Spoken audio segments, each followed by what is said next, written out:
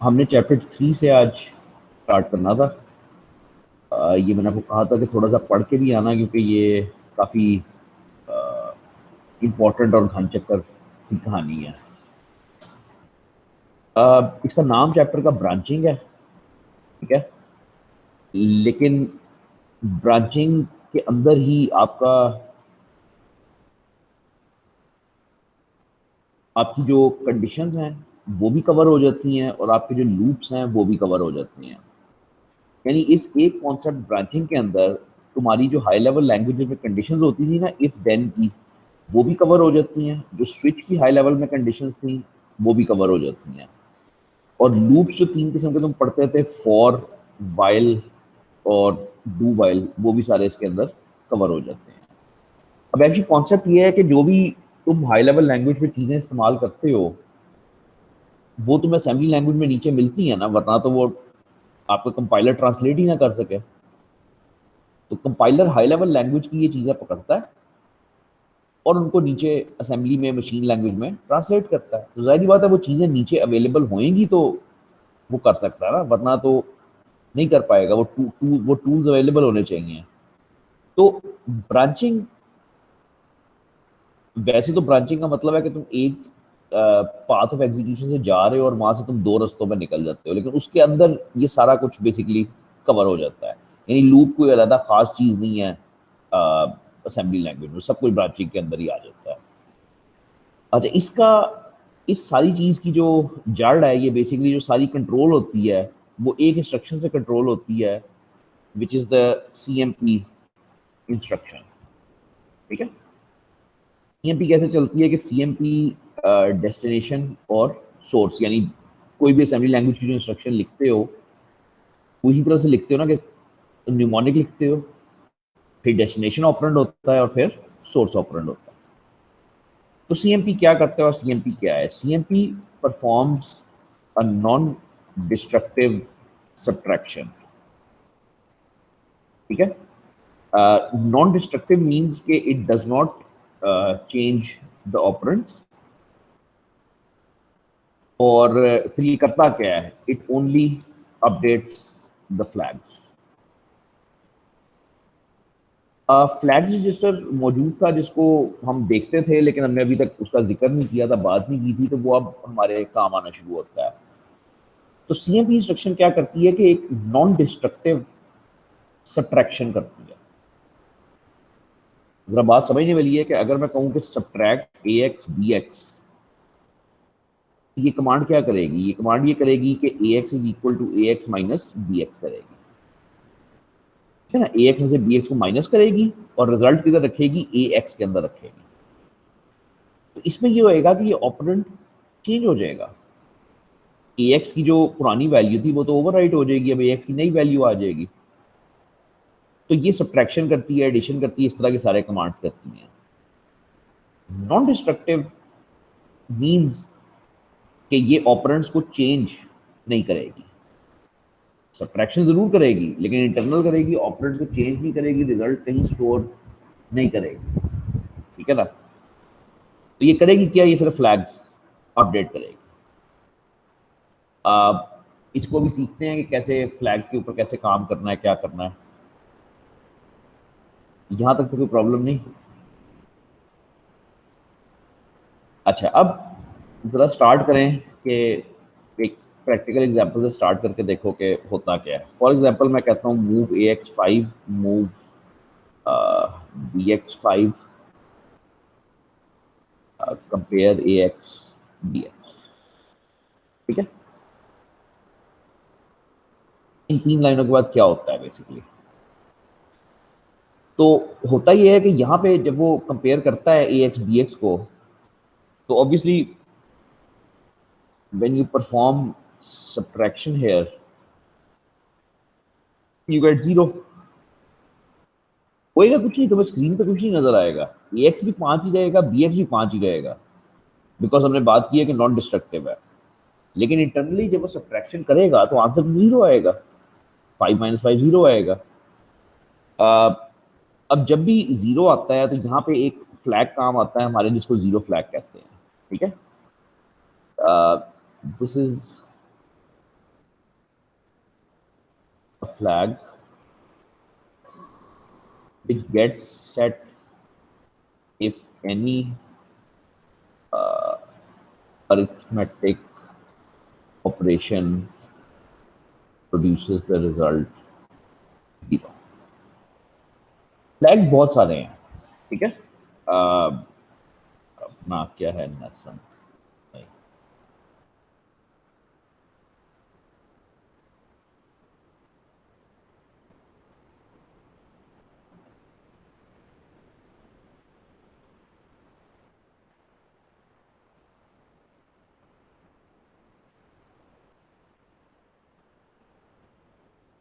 Flags होते कहाँ हैं? पहले तो हम नहीं देखते थे, इग्नोर करते थे, अब हमें देखने पड़ेंगे।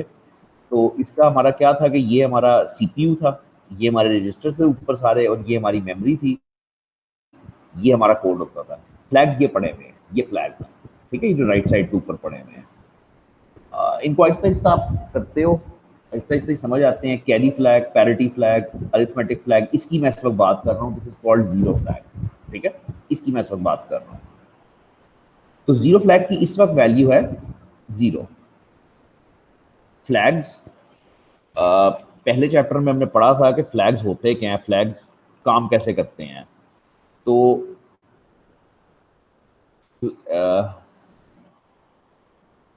remember that flags are like indicators,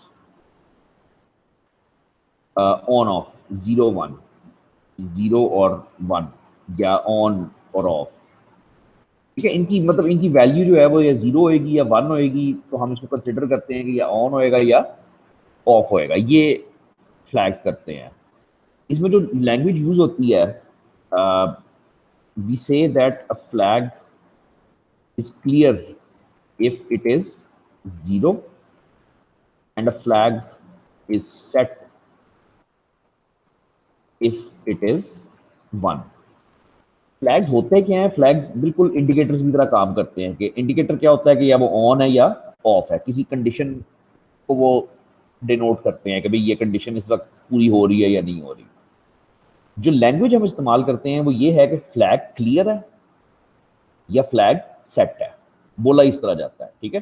जैसे ये मैंने लिखते हुए देखो ना क्या लिखा है, this is a flag which gets set if any arithmetic operation produces the result 0।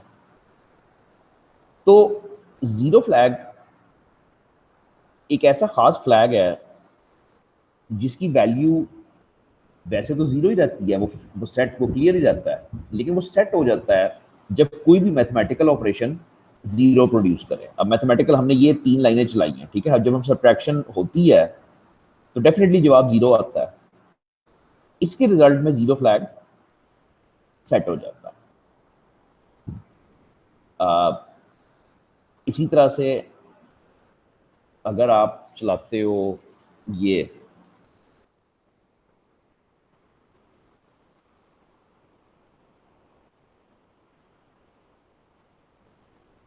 इस कंडीशन में क्या होता है, here we can see that subtraction will produce negative number, ठीक है ना।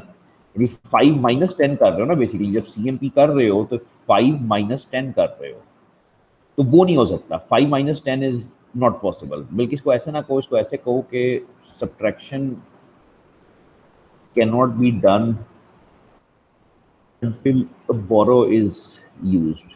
ये पता नहीं आपको कितना ये मतलब कि याद होने वाली बात नहीं है। जब 5 में से जब 10 निकालते थे तो वो माइनस नहीं कर सकते, ठीक है, वो नहीं हो सकता, 5 में से 10 नहीं निकल सकता। तो हम बोरो का कॉन्सेप्ट यूज करते थे कि साथ एक नंबर उसमें से बोरो करते थे। खैर जो भी होए, इसको इसकी निशानी ये होती है कि whenever a borrow is used, the carry flag CF, carry flag is set, ठीक है। कैरी फ्लैग ये सबसे पहले वाला है, जो सबसे पहले पड़ा हुआ है CF। तो जब भी तुम सब्ट्रैक्शन करो, कैरी फ्लैग कई सिचुएशंस में सेट होता है, लेकिन बहरहाल एक सिचुएशन ये है कि जब भी तुम सब्ट्रैक्शन करोगे तो अगर तुम्हें बोरो की जरूरत पड़ी है तो कैरी फ्लैग सेट हो जाता है। अब जरा दिमाग पर जोर डालो कि if we perform subtraction, three results are possible. पहला रिजल्ट ये हो सकता है कि आंसर पॉजिटिव आए, दूसरा रिजल्ट ये हो सकता है कि आंसर 0 आए, और तीसरा रिजल्ट ये हो सकता है कि आंसर नेगेटिव आए। भाई जब भी दो नंबर को सब्ट्रैक्ट करोगे तो या तो जवाब पॉजिटिव आएगा, या 0 आएगा, या नेगेटिव आएगा। अगर 0 आएगा तो बोथ ऑपरेंड्स आर इक्वल, जाहिर बात है, और इस केस में 0 फ्लैग इज सेट। अगर जवाब नेगेटिव आता है तो इसका मतलब है कि सेकंड ऑपरेंड, या फर्स्ट ही कह लो, फर्स्ट ऑपरेंड इज स्मॉलर। अभी तो कैरी की जरूरत पड़ी है, और इस केस में कैरी फ्लैग इज सेट। अगर पॉजिटिव आता है तो इसमें मतलब इसमें कुछ कहने की तो जरूरत नहीं है। बेसिकली क्या बंदा ये सकता है कि फर्स्ट ऑपरेंड इज ग्रेटर, और इसका आंसर ये होएगा कि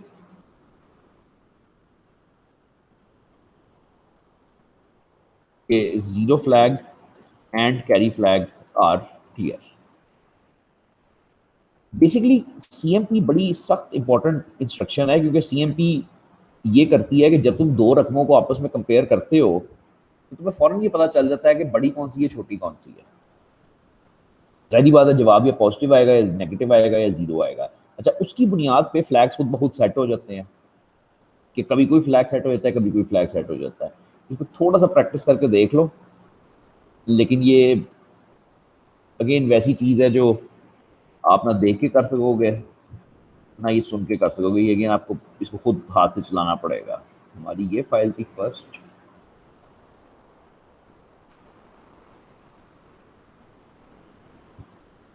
ठीक है। तो move AX5, move BX5, move CX10, CMP AX CX, CMP AX CMP CX और CMP CX शायद, चल कुछ भी, एनीथिंग।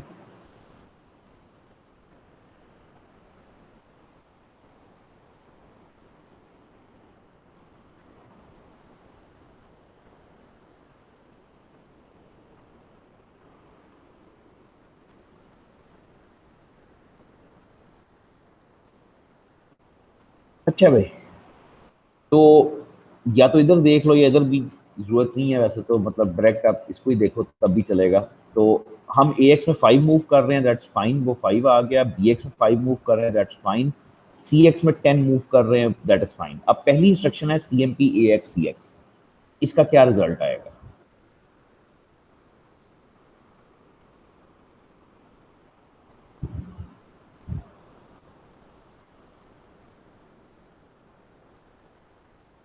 तो इस केस में पहला ऑपरेंड छोटा है, AX छोटा है CX से, तो इस दफा बोरो की जरूरत पड़ेगी।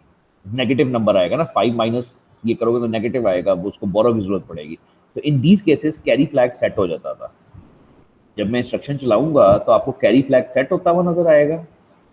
और एक और चीज आपने ये देखनी है कि AX और CX को कोई फर्क नहीं पड़ेगा, मतलब वो नॉन डिस्ट्रक्टिव है ना। तो अब इसको जब चलाते हैं तो आपका कैरी फ्लैग सेट हो जाता है, और आपके नॉन डिस्ट्रक्टिव है वो, उन दोनों को कोई फर्क नहीं पड़ेगा। अच्छा, अगली इंस्ट्रक्शन है कंपेयर AX BX, ये सबसे आसान है।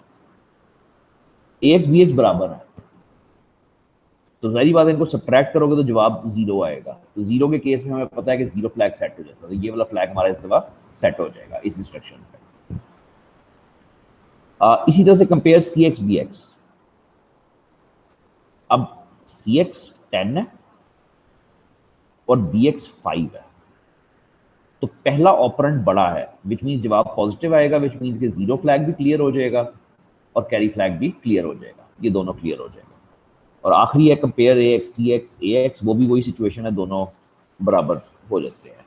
तो अगेन इसी तरह रैंडमली कुछ नंबर्स लिख के, कुछ चला के आपको CMP थोड़ी सी सीखनी पड़ेगी, ठीक है। तो हमने तीनों तरीकों से किया ना, कि पॉजिटिव आया तो क्या हुआ है, 0 आया तो क्या हुआ है, नेगेटिव आया तो क्या हुआ है। लो भाई, कुछ पूछना चाहते हो तो प्लीज पूछो, वरना आगे चले।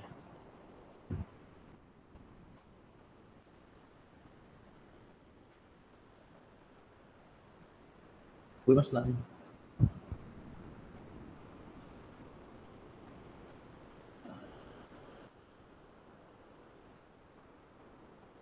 अच्छा, अब कंपैरिजंस तो सिर्फ ये करते हैं कि वो ये फ्लैग्स सेट करते हैं। हमने सिर्फ पहले 3 केस अभी किए हैं कि अगर डेस्टिनेशन और सोर्स बराबर है तो जीरो फ्लैग सेट होता है, अगर डेस्टिनेशन सोर्स से छोटी है तो कैरी फ्लैग सेट होता है, और अगर डेस्टिनेशन ये वाली अगर डेस्टिनेशन सोर्स से बड़ी है तो जीरो फ्लैग जीरो होता है। यानी बेसिकली तुम कंपेयर को यूज करते हुए दो ऑपरेंट्स के दरमियान में रिश्ता फौरन फाइंड कर सकते हो कि कौन सा ऑपरेंट बड़ा है, कौन सा छोटा है।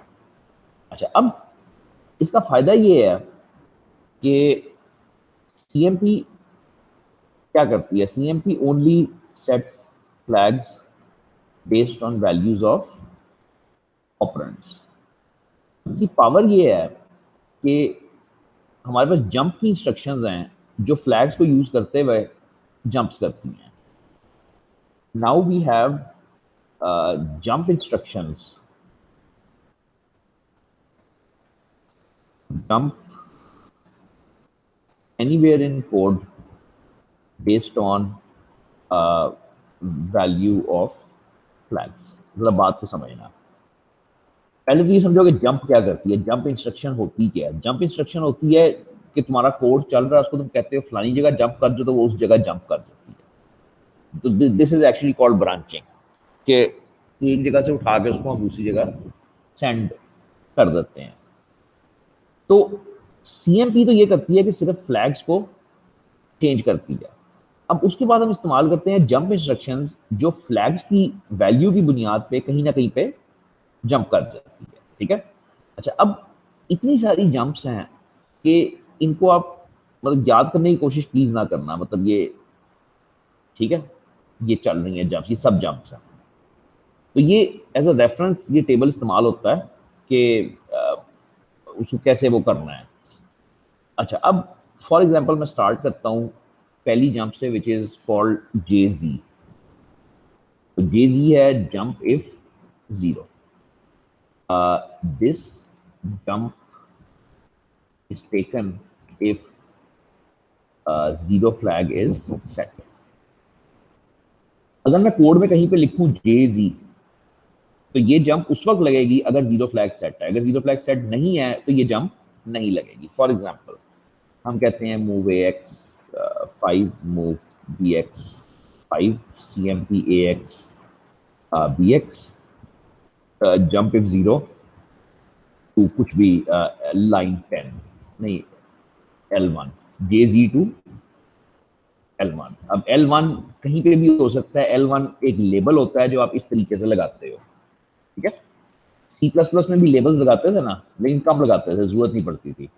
तो इसमें अगर लेबल्स लगाने हैं तो बिल्कुल वैसे ही जैसे सी प्लस प्लस में लगाते थे, L1 और आगे खोलना। मैं क्या कह रहा हूँ, ए एक्स में 5, बी एक्स में 5, कंपेरिजन करो, ठीक है कर लो, वो फ्लैग सेट हो जाएंगे। अब यहाँ पे मैं ये कह रहा हूँ कि अगर जीरो फ्लैग सेट है तो जंप मारो L1 पे। तो L1 क्या होएगा, वो यहाँ पे होएगा, यहाँ पे जंप लग जाएगी और उसके बाद वो ये चलना शुरू हो जाएगा। ये क्या बन गया, ये लूप बन गया।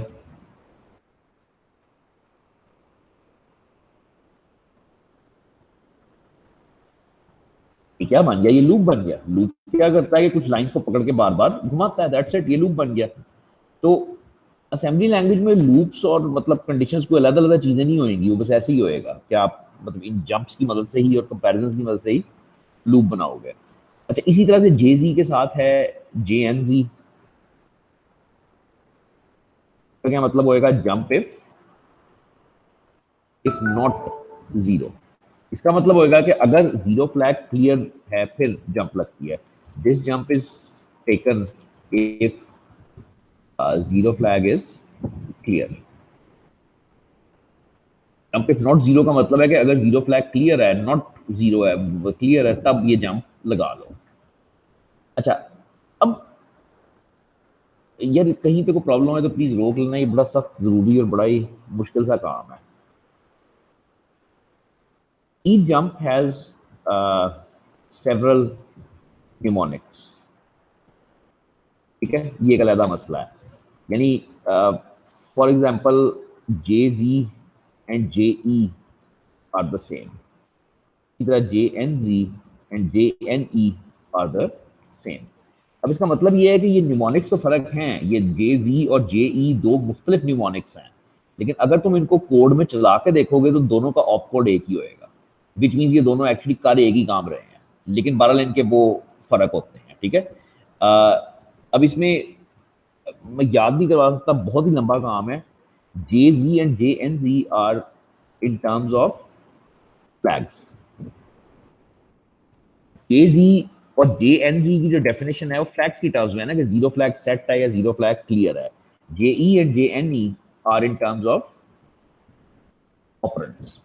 यानी जे ई कहता है जंप इफ इक्वल,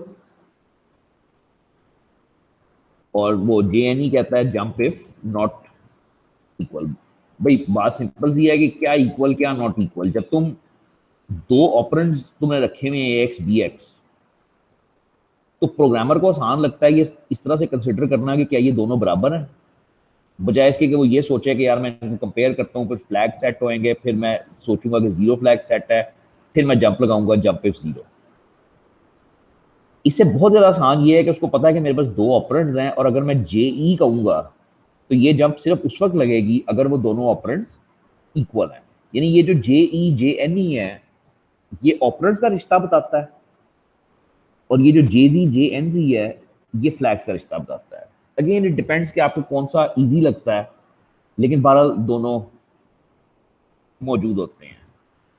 अच्छा, अगली जंप जो है वो जे सी है।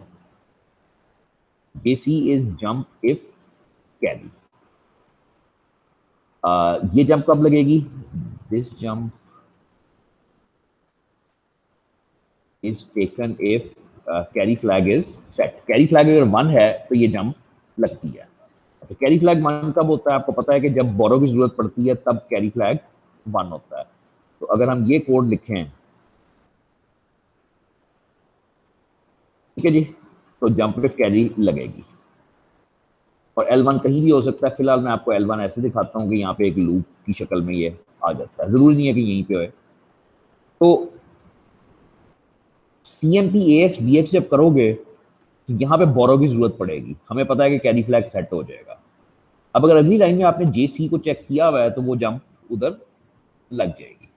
अच्छा, JC का काउंटर पार्ट है JNC is jump if not zero. तो this jump is taken if carry flag is clear. तो कैरी फ्लैग सेट नहीं है तो ये जंप लगती है। अगेन इसका भी इन टर्म्स ऑफ ऑपरेंड्स अगर हम सोचें, these jumps also have different mnemonics। अब इसको याद करना पड़ेगा मुझे कि ये क्या थे। तो जंप इफ जे सी जो था, मेरा ख्याल है ये जे बी था, इसका होता है जंप इफ बिलो। और जे एन सी जो था, मेरा ख्याल है वो जे एन बी था, मुझे याद नहीं है, चेक करते हैं। इसको प्लीज याद करने की कोशिश बिल्कुल ना करना, इसको सिर्फ थोड़ा पढ़ना और जितना आप एब्जॉर्ब कर सकते हो वो करो। तो पहली जंप थी जे सी, और जे सी के साथ है जे बी। अब जे बी से बनता है जंप इफ बिलो। लेकिन ऑपरेंट्स का रिश्ता तो ये होएगा ना कि ऑपरेंट्स इक्वल होते हैं या बिलो होते हैं या हाई होते हैं। ठीक है, तो इसमें बिलो था और इसमें जंप इफ नॉट बिलो।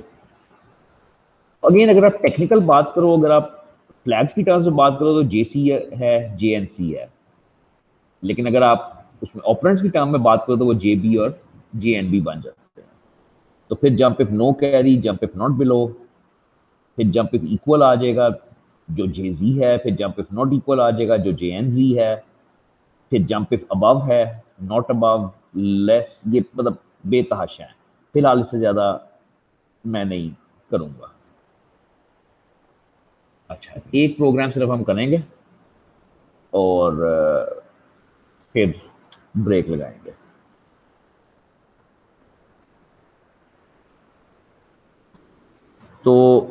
ये मुश्किल काम है काफ़ी ज़्यादा, ठीक है? और मैंने इसलिए आपसे पिछली दफ़ा कहा था कि इसको थोड़ा-सा पढ़ के आना कि आपकी बेस बनी होए। आप कर क्या रहे हो?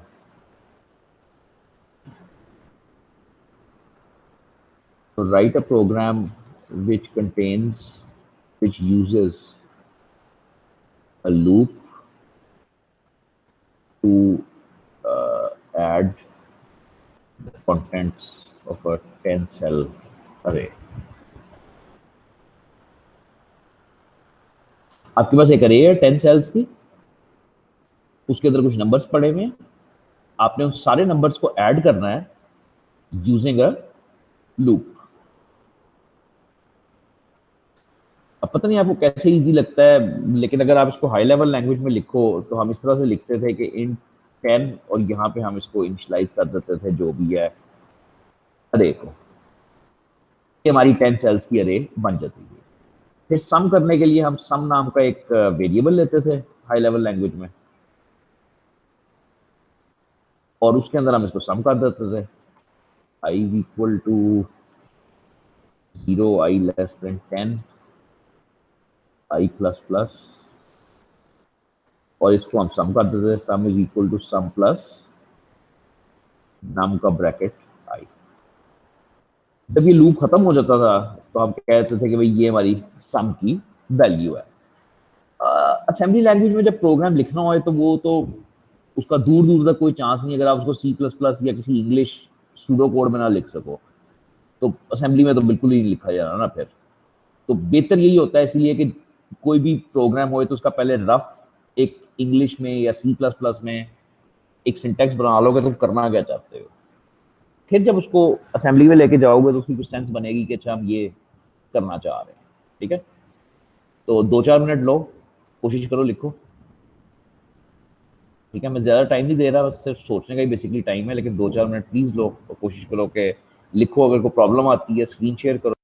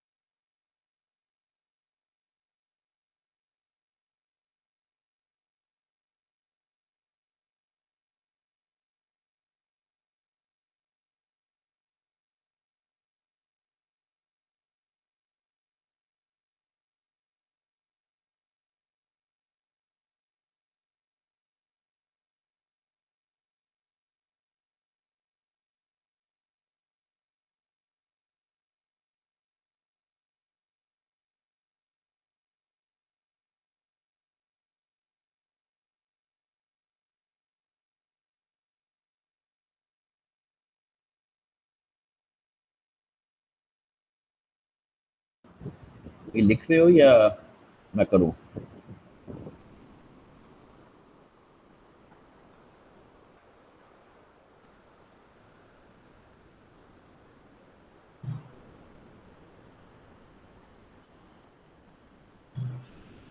यार चैट का पता नहीं चलता। ये तो मैंने लिखा है, ये वाला तो मैंने लिखा है ना, ये तो सी प्लस प्लस है। आपने इसकी असेंबली लिखनी है ना, अब आपने इसको मतलब इधर असेंबली में लिखना है ना कि कैसे वो बनेगा।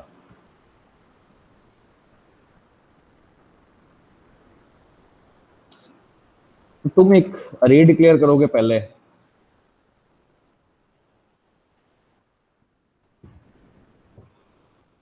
ठीक है, 10 सेल्स की अरे बना ली, उसके अंदर 10 डेटा आइटम्स रख लिया। अब एक सम नाम का वेरिएबल बना लो जिसमें आप 0 से उसको इनिशियलाइज कर देते हो, इसके अंदर हम चीजें जमा करते जाएंगे। ठीक है, अब करना क्या है, ये हमने पिछले चैप्टर में भी किया था कि हमने पहले एक वैल्यू उठा के इसमें डालनी है, यानी जो पहली वैल्यू है नम की, जो पहला सेल है वो उठा के हमने ए एक्स में डालना है। उसके बाद हम ऐड कर देंगे सम के अंदर ए एक्स, यानी जो सम की वैल्यू 0 थी अब हम उसके अंदर फर्स्ट वैल्यू ऐड कर देंगे। ठीक है, अब हमें किसी तरीके से इसको आगे लेके जाना है, यानी अगली दफा जब चलेगा तो अब वो नम को ना उठाए, वो नम प्लस 1 को उठाए। ठीक है, तो इसके बहुत सारे रास्ते आपने पिछली दफा पढ़े थे, तो मैं एक रास्ता आपको करके दिखा देता हूँ। मैं कहता हूँ कि प्लस डी एक्स कर दो और इसको इनिशलाइज कर दो मूव डी एक्स 0 पे, और यहाँ पे ऐड कर दो डी एक्स के अंदर 2। ठीक है, आपने 7 डिफरेंट तरीके पढ़े थे एड्रेसिंग करने के, मैं आपको एक दिखाता हूँ कि नम का मतलब है कि आप फर्स्ट सेल पे खड़े हुए हो। अब bx ऐड करता हूं तो bx की वैल्यू 0 है, कुछ भी नहीं होता, पहली वैल्यू 1 उठ के ax में चली जाती है। अच्छा, उसके बाद मैं ऐड करता हूं bx के अंदर 2। इससे होता यह है कि जब मैं वापस लूप बनाऊंगा ना, जब मैं वापस इस लाइन पे जाऊंगा तो अब नम प्लस 2 होएगा, विच मीन अब अगली रकम पकड़ेगा। फिर अगली दफा जाऊंगा तो नम प्लस 4 होएगा, फिर अगली रकम पकड़ेगा, सो ऑन। ठीक है, और अब मैं इसका लूप बनाऊंगा और ये खत्म हो जाएगा। तो मुझे ये लूप कब तक चलाना है, जब तक bx किस वैल्यू तक पहुंच जाए, bx पहुंच जाए जब 18 तक मेरा ख्याल है, यानी +2 +4 +6 +8 10 12 14 16 18, यानी जब नम प्लस 18 होएगा तो बस वो एंड होएगा। तो 18 पे भी मैं चलाना चाहूंगा तो इसको 20 ही करो, और jump if not equal to L1, और L1 मैं यहाँ पे लेवल बना दूंगा, ये मेरा लूप बन गया। ठीक है, अब कसम ये आसान काम नहीं है, बिल्कुल आसान काम नहीं है, काफी प्रैक्टिस मांगता है। तो बेसिक शुरू होता है बिल्कुल कि मैं पहली 2 वैल्यूज ऐड कर लेता हूँ, उसके बाद अब मुझे लूप का कॉन्सेप्ट बनाना है। लूप में ये होता है कि हर दफा मुझे इंडेक्स चेंज करना है ना, कि पहले इस पे जा रहा हूँ, फिर इस पे जा रहा हूँ, फिर इस पे जा रहा हूँ, फिर इस पे जा रहा हूँ। वो इंडेक्स कैसे चेंज होएगा, मैंने नम प्लस बी एक्स का सहारा लिया और एवरी टाइम मैंने बी एक्स को इंक्रीमेंट कर दिया। जाहिर बात है बी एक्स को आप आगे आगे आगे ले जाते जाओगे। ठीक है, तो ये करेगा कि पहले 1 उठाएगा, फिर 2 उठाएगा, फिर 3 उठाएगा, सारों को ऐड करता जाएगा। By the end of the loop आपके पास सम के अंदर आंसर आ चुका होएगा। इसको चला के देखना, खुद ही देखना, मतलब मैं तो 1 मिनट में चला दूंगा, पता नहीं समझ नहीं आएगी। तो मेरा बी एक्स में 0 है, ये मेरी फर्स्ट वैल्यू आएगी इधर, अरे की फर्स्ट वैल्यू आई 1।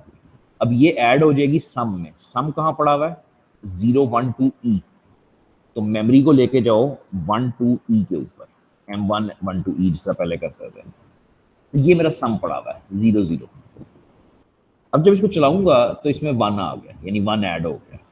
अच्छा, अब मेरा लूप स्पिन करेगा, फ्लैग्स वगैरह देखो, सारा कुछ देखो। अब मेरा लूप स्पिन करेगा, सेकंड वैल्यू इधर आ जाएगी, यानी 2। अब वो 2 इसमें ऐड होएगा, ये 3 हो जाएगा। ठीक है, फिर बी एक्स आगे जाएगा, फ्लैग्स वगैरह देखो, लूप घूमेगा, अब अगली वैल्यू आई 3, फिर वो 3 इसमें सम में ऐड हो जाएगा, तो वो 6 हो जाएगा, एंड सो ऑन। ये 10 दफा लूप आप चलाओगे तो इवेंचुअली सम के अंदर रिजल्ट पड़ा होएगा। इसकी प्रैक्टिस ये होती है कि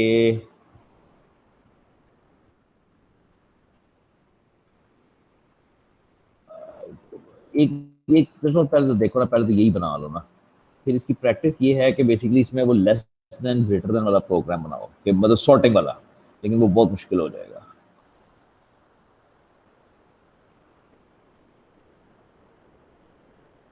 ये हो सकता है, ये कर सकते हो, बिल्कुल ये कर सकते हो, ये बना लो। सॉर्टिंग बहुत मुश्किल हो जाएगा, सॉर्टिंग नेक्स्ट टाइम करेंगे, लेकिन कम से कम ये आप आज बना सकते हो, ये कोशिश करना जाके बनाने की। तो करना ये है कि write a program which finds the maximum value from a 10 cell array। ठीक है, मैक्स निकालना है, मैक्सिमम वैल्यू निकालनी है। अगेन इसको करना और उसको जरूर मुझे दिखाना, मतलब चेक करवाना कि ये ठीक चलता है नहीं चलता, अगर आपको खुद समझ नहीं आती। तो बस यहाँ पे रुकेंगे। आपने करना सिर्फ इतना है कि आपने करना सिर्फ इतना है कि आपने, मेरा ख्याल है, बस आधा चैप्टर पढ़ना है, दैट्स इट, 3.1 की हेडिंग तक। हाँ, यहाँ तक ना, ये जो पहला लूप वाला ये वाला प्रोग्राम है जो मैंने करवाया, बस यहाँ से आगे मैं चलूंगा, अनकंडीशनल जंप से आगे मैं नेक्स्ट टाइम चलूंगा। नेक्स्ट टाइम ये खत्म करेंगे बुध वाले दिन, ठीक है? चलो, अच्छा 2 मिनट मुझे ब्रेक दो बस, मैं